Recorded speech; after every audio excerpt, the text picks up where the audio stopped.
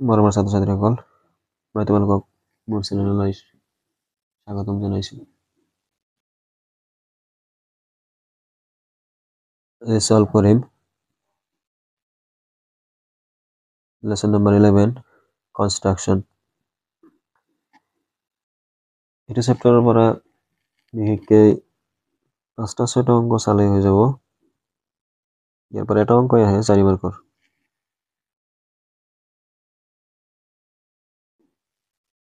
তুমি 1 নম্বৰটো চাম কি কৈছে।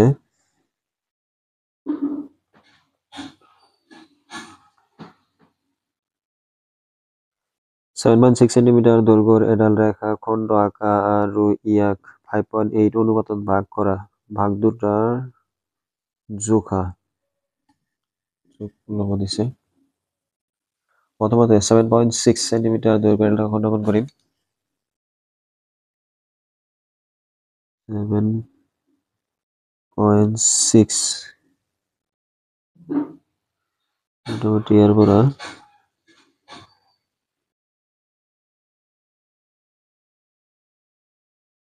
কিলৈকে আহিব।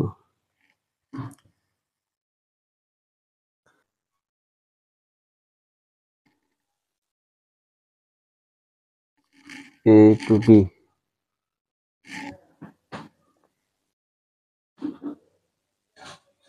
কি কৰিম, এইটোক এবিৰ তলফালে সূক্ষ্ম কোণ কৰাকৈ এখন ৰশ্মি অংকন কৰিম।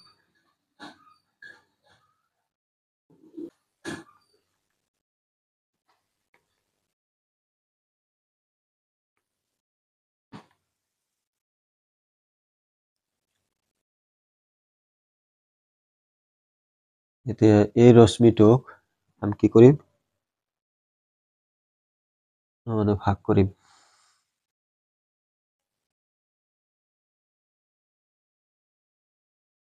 এইটো কিন্তু সমান সমান হ'ব লাগিব। 1 সেন্টিমিটাৰ ল'ব পাৰি, বেছি ল'ব পাৰি, কম ল'ব পাৰি। সমান সমান ভাগ কৰাৰ কাৰণে আমি কি কম্পাছেৰে বৃত্তচাপবিলাক আঁকিম সৰু সৰু।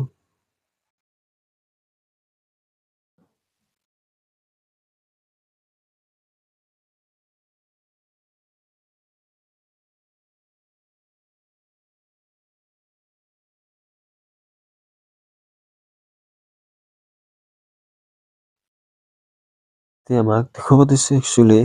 5:8 অনুপাত। 5:8 অনুপাতত লিখিব দিছে। এতিয়া ভাগ কৰিম কেইটা, ভাগ কৰিম 5 + 8 13। এতিয়া এটা ভাগ কৰিব লাগিব 13। এতিয়া কি কৰিম, এই শেষৰ যিটো আছে এইটোৰ লগত বি বিন্দু সংযোগ কৰিম।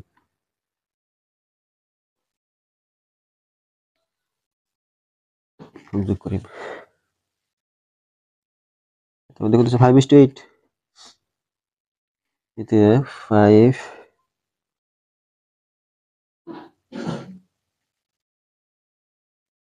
5টা ভাগ ল'ম, 2 3 4 5 ল'ম।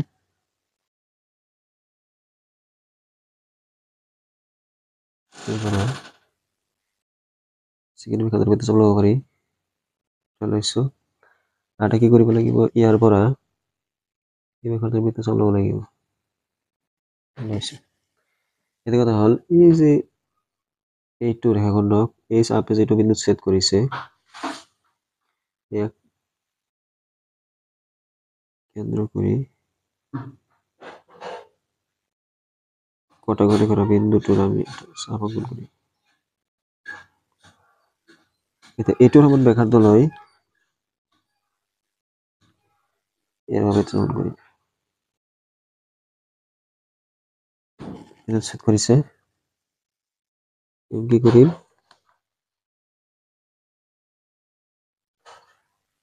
সংযোগ কৰিম।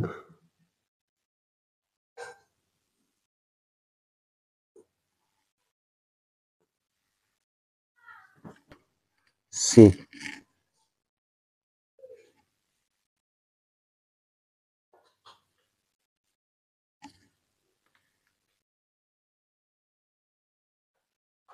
x এটো যোগ ললে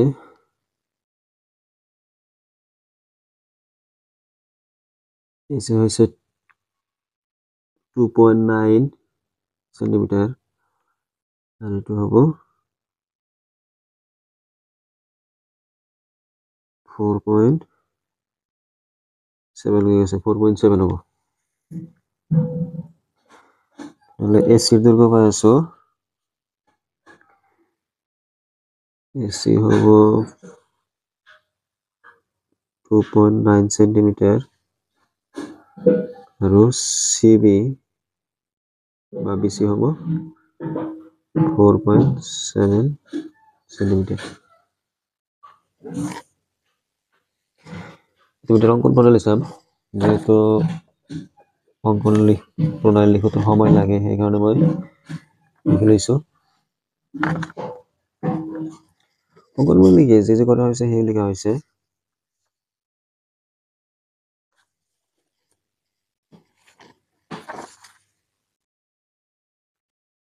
প্রথমতে 7.6 সেন্টিমিটার দৈর্ঘ্যের ডাল রেখাখণ্ড অঙ্কন করা হল এটো 7.6 সেন্টিমিটার দৈর্ঘ্যের রেখাখণ্ড অঙ্কন কৰিছো তাৰপিছত এবি ৰেখাখণ্ডডালৰ তলফালে সূক্ষ্মকোণ কৰাকৈ এ এক্স ৰশ্মি অঁকা হল দুই কৰিছো এটো কিন্তু সূক্ষ্মকোণ 90 ডিগ্ৰী হবলৈ হলে এনেকুৱা হ'ব লাগিব 90 ডিগ্ৰী সৰু হলে এটো সূক্ষ্মকোণ হ'ব তেনেহলে এই কোণটো সূক্ষ্মকোণ কৰাকৈ এ এক্স ৰশ্মি অঁকা হৈছে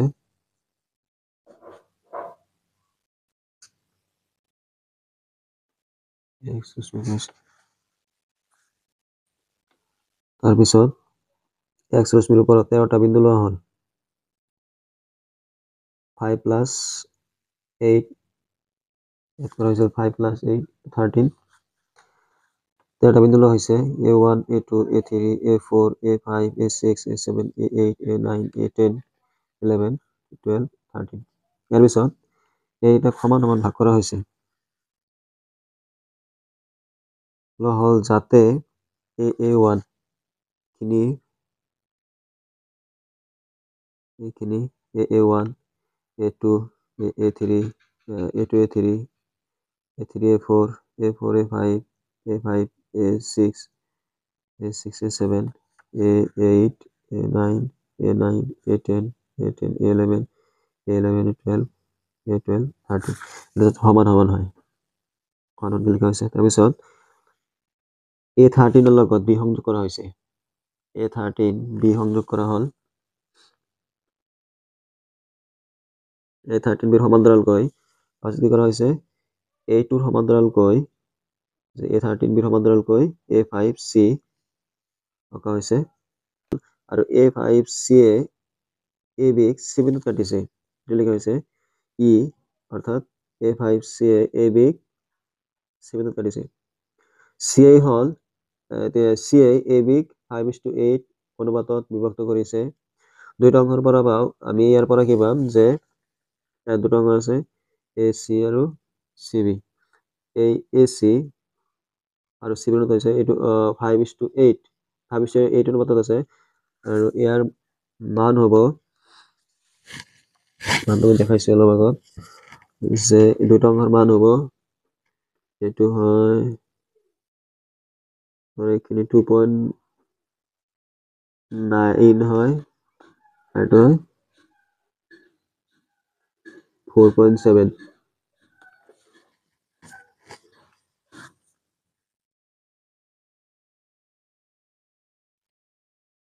যুক্তি দেখুৱাব দিছে তেওঁৰ যদি ত্ৰিভুজ লও ত্ৰিভুজটো এ বি এ 13 বা A13 বি এটো ত্ৰিভুজ ললে ত্ৰিভুজেৰ ক্ষেত্ৰত এটো হৈছে সমান্তৰাল খেলছৰ পাই আহিছো ত্ৰিভুজেৰ ক্ষেত্ৰত এটো যদি সমান্তৰাল হয় এইটো আৰু এইটো সমান্তৰাল হলে এই বাহুৰ অনুপাত অৰ্থাৎ AC by CB A5 by A5 A13 A5 সমান্তরাল A13B AC by CB equal to A5 by A5 A13 ইয়াত কি 5টা সমান ভাগ আছে 13টা ভাগ কৰা হৈছিল ইয়াৰ পৰা বাকী সমান সমান ইয়াত 5টা লৈ আছে A5 হৈছে 5 ইয়াত 5 লিখা হৈছে আৰু এইখিনিৰ পৰা ভাগ আছে 8টা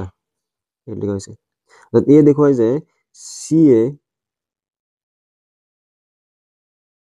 যে CA AB 5:8 অনুপাতত বিভক্ত কৰে Question number 2 sum. Tooth AB দিয়া আছে 4 cm. ধৰিলৈছে AC 5 cm আৰু BC 6 cm.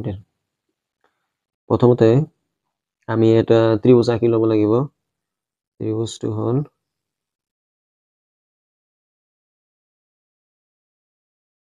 এখানে ইয়াৰ পৰা যিকোনো এটা ৰেখাখন আঁকিব পাৰি AB আঁকিব পাৰি AC আঁকিব পাৰি আৰু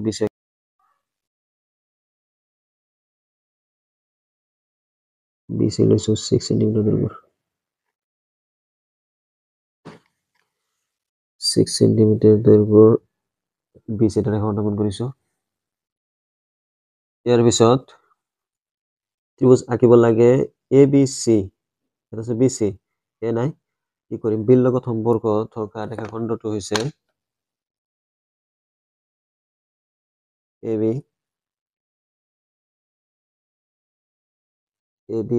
সমান ব্যাসাৰ্ধলৈ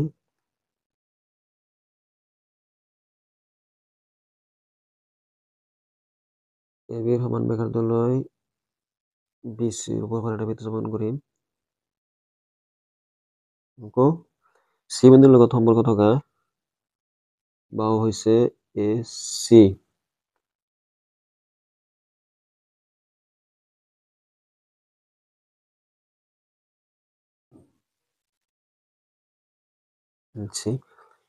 C বিন্দু কেন্দ্ৰ কৰে অঙ্কন কৰি যে বিন্দুত কটাকটি কৰিছে সেইটোৰ এই বুলি লিখিব পাৰি এতিয়া এইটো সংযোগ কৰিলে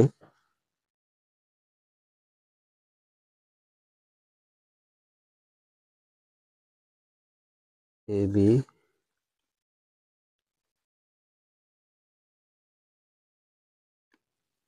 AC সংযোগ কৰিছো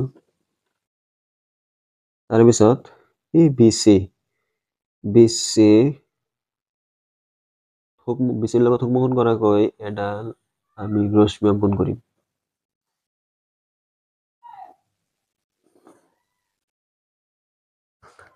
এতিয়া কি কৰিব লাগিব এটা কাম কৰিব লাগিব এটো হৈছে কি ইয়াত আছে 2/3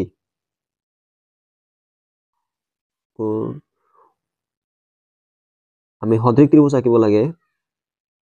যেটো হৈছে প্ৰথমটো 2/3 গুণ আমি ইয়াত কি কৰিব লাগিব এই তল এই দুটাৰ ভিতৰত যেটো নাম্বাৰ ডাঙৰ নাম্বাৰ সেই কেইটা ভাগ কৰিব লাগিব সৰি bx ৰশ্মিক 3টা ভাগ কৰিম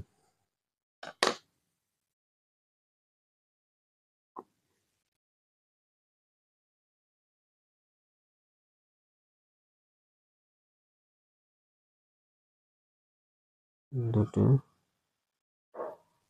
3টা এটো হ'ব B1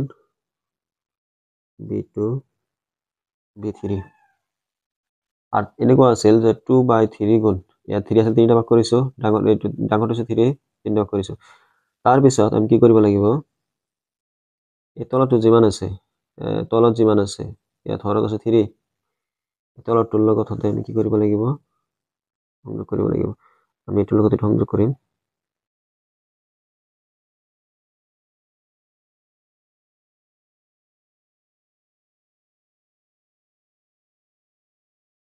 এতিয়া উপৰত আছে 2 আমি তাৰ মানে কি 2 মানে এই দুটা ভাগ লম এটা দুটা এই দুটা ভাগ লৈ এইটোৰ সমান্তৰালকৈ ৰেখাখণ্ড আঁকিম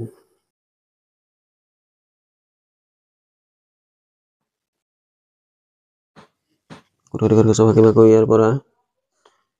সব লম এটা কাম কৰিব লাগিব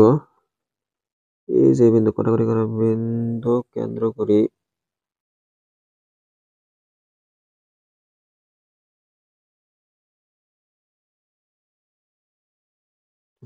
নয় আকৌ ইয়াৰ পৰা কেন্দ্ৰকে বিতৰণ কৰিব লাগিব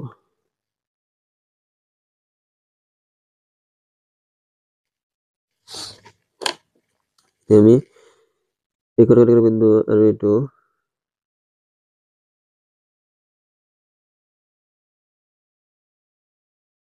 সংযোগ কৰিম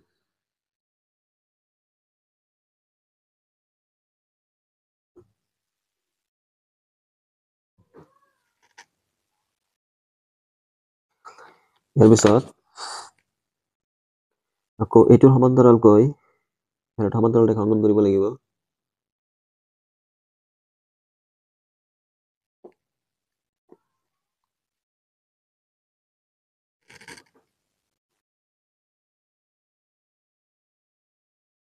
এই বিন্দু এতিয়া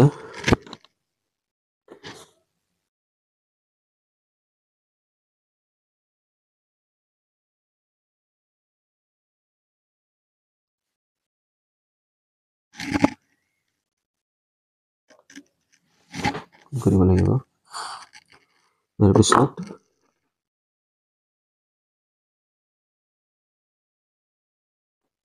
সংযোগ কৰিম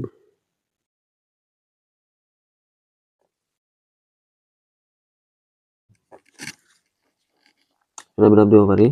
চিৰ ওচৰত আছে এইটো দিব পাৰি চি ডেশ এৰ ওচৰত আছে এইটো দিব পাৰি এ ডেশ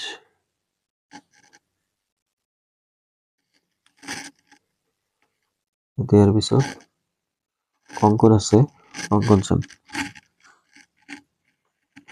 অঙ্কনত প্ৰথমে কি কৰা হৈছে যে এ বি চি এখন ত্ৰিভুজ আঁকা হৈছে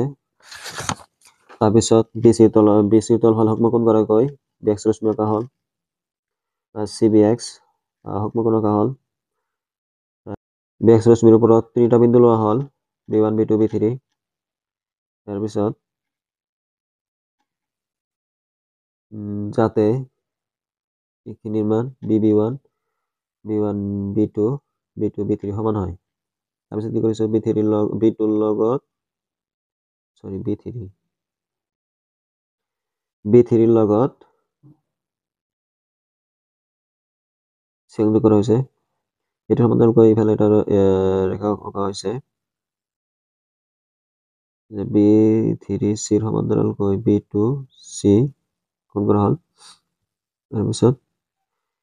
এইটোৰ সমান্তৰালকৈ চিৰ সমান্তৰালকৈ চি ডেশ এ ডেশ অঁকা হল ই বেক এ ডেশত ছেদ কৰিছে এদেৰ গঠন হোৱা এই যে এইটো হৈছে আমাৰ ত্ৰিভুজ এদেৰ গঠন হোৱা ত্ৰিভুজটো হৈছে আগৰ ত্ৰিভুজৰ 2/3 গুণ প্ৰথমে এবি 4 সেন্টিমিটাৰ বিসি 6 সেন্টিমিটাৰ আৰু এসি 5 সেন্টিমিটাৰ যোগ কৰে এটা এবিসি ত্ৰিভুজ আঁকা হল নম্বৰ বিসিৰ তল ফালে সিবি এক্স সমকোণ আঁকা হল বিএক্সৰ ওপৰত তিনিটা বিন্দু লোৱা হল বি1 বি2 বি3 লোৱা হৈছে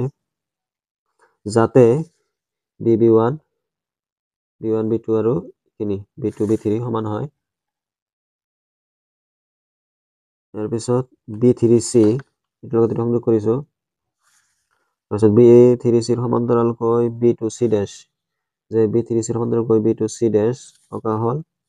আৰু এই বি2চি ডেশে বি6 চি বিন্দুত চি ডেশত ছেদ কৰিছে এইটো লিখা হৈছে ই বি6 চি ডেশত ছেদ কৰিছে চি এর সমান্তরালকৈ চি ডেশ এ ডেশ অঁকা হল বি1 এ ডেশত ছেদ কৰিছে এদেৰ গঠন হোৱা এ ডেশ বি সি ডেশ এই আমি বা আঁকিবলগীয়া ত্ৰিভুজ